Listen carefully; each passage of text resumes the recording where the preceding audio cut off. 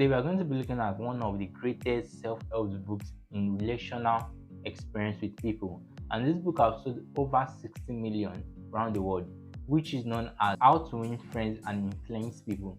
So let's get straight into the video. So the first point we are going to be looking from this book says, don't criticize, condemn, or complain. And instead, when you try to criticizing someone, it goes against their ego, because people themselves believe they are right 100% of the time. And so there's a very good way to criticize someone whereby you help the person to grow. And you give an example of, maybe you have a child that comes from school and you see the result of the child. For example, he had an A in maths, an A in physics, and he had a D in chemistry. So instead of you criticizing him that why would you get a D in chemistry, can't you read, can't you work hard? I said a good example of what to say is that, wow, I'm really impressed by what you got in your maths and your physics and your chemistry, and I believe that is also going to spread with time to your chemistry. Now the second point says how to get people to like you. And said getting people to like you has to do with you becoming genuinely interested in them. And said for you to be interested in someone, you don't have to bring out your own opinion, because truly they don't care about your opinion or your problem. And there is this popular quote that was mentioned, was that even your problems, 80% of people don't care that you have them, and 20% of people are glad that you have them. So for you to be interested in person is to be able to inquire of them. You want to know more about them, not telling them more about you. And you also give an example in a working setting or in an office setting. If you are to meet up with someone, you can wake up or you can stay up the night by researching updates concerning the person, what the person likes, what the person is involved in. So by the time you come to meet the person, communication, you really know what the person likes. So it's a double win for you.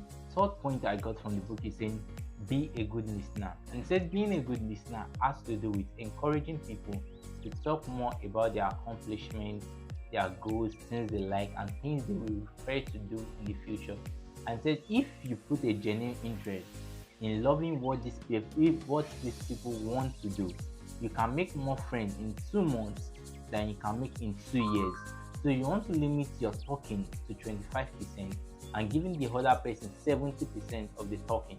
And the fourth point says how to win someone to your side. And said winning someone to your side has to do with getting them to say yes immediately.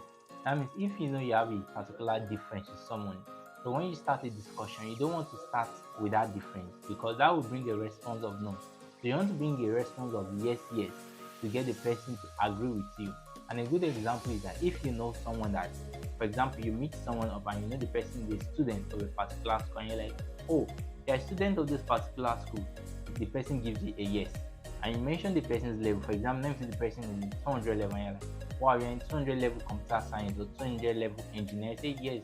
That means you will know a lot about this specific person. Yeah, the person will probably give you an idea that I know little about that person. But coming up front about a different topic to the person and not getting the person to say yes might bring a list or might bring some resistance to the result you will get. Now, this fifth point says instead of giving direct orders, ask questions.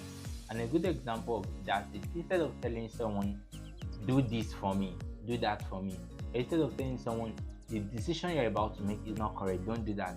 A good example of what to say is that, do you think that will work, or do you think that is the best decision to make at the moment? So by saying that, you have more influence to change the person's mind concerning that decision. You have more influence to change the person's mind concerning that decision. Now the sixth point says show respect for other people's opinion.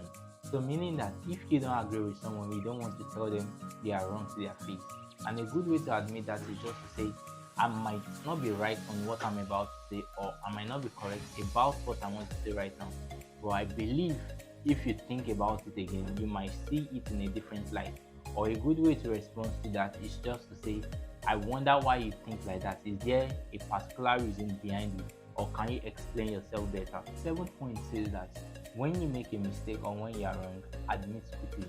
I said you want to admit quickly whereby you don't give your opponent the chance to do it for you, because admitting quickly gives you the chance to be forgiven easily. And you also build a space whereby when your opponent knows that you admitted your mistake, you feel that means you actually did it unknowingly. So next time, such occurrence will not come up. Now, the 8th point from the book says use encouragement to empower others. And it said a good way of this, or the best way for this to be done, is that instead of outrightly asking someone or insulting someone that that is not a great decision, you want to place it in a way that you give the person a future standard of what to make. A good example, maybe you are working with someone and you guys have a project to complete. Instead of telling the person that I don't like the way you did your last project, it was poor, you just tell the person that based on your last project, I believe that this your project will be much more better, and the chairman of the board would like to see your work. So that pushes the person to a status, and it forces the person to work hard. Now, the last point in this book says talk in terms of other people's interests, and I believe this applies to every walk of life. For example, no matter what you are, the only way you get people to agree with you is if they're actually benefiting from whatever statement you're making. So you don't want to push your ideas on someone else. And you gave a very good example in the book of a boy that came to his friend, was like, I want to go and play basketball, it's always sunny, so you guys should come and play with me. But they were like, they didn't respond the way you wanted them to respond. So he gave this scenario that in such a case, you can give them that, oh, what's up guys, since we don't exercise or since we don't jog, why don't we go all out and have some fun playing basketball? So it was not personalized based on him. So the general idea is sold to them. So thank you for watching today's video. Don't forget to like, subscribe and share. And don't forget to keep on leveling up your game. Have a nice day and God bless you.